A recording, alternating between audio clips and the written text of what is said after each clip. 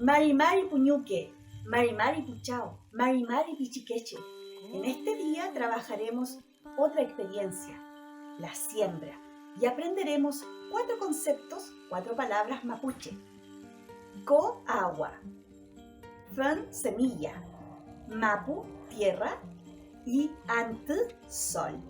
¡Vamos a la actividad! Les presento los materiales que vamos a necesitar para esta experiencia. Cartulina o cualquier trozo de cartón delgadito que tengan en casa. Conitos de confort, desocupados, semilla, alguna planta medicinal de preferencia, témpera, pincel, agua y tierra. Estos son los materiales que vamos a necesitar para esta experiencia. Con nuestros materiales vamos a hacer lo siguiente. Marcamos el cono en la cartulina o el cartón delgado y hacemos estos extremos para pegar, lo recortamos y lo ponemos en nuestra base. El cono los niños lo pueden pintar con témpera, pincel, y una vez que ya los tenemos listos, los podemos trabajar. Dentro del cono vamos a poner mapu, que es tierra. Llenamos nuestro conito hasta la mitad más o menos, un poquito más.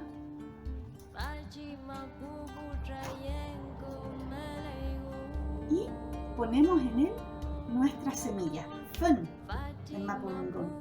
Yo tengo aquí una semilla de poroto payat, un poroto muy antiguo y ancestral mapuche. Y lo cubro el doble de su tamaño con tierra. Luego le ponemos co, que es agua. Ahora los niños tienen que ser responsables de cuidar su semilla hasta que brote. También pueden buscar una plantita medicinal. Este es llantén, muy medicinal.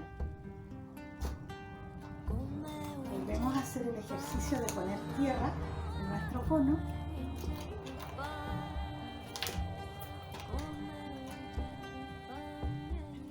Y ponemos nuestra plantita. La vamos a cubrir con otro poquito de tierra de mapu. Recuerden que mapu es tierra.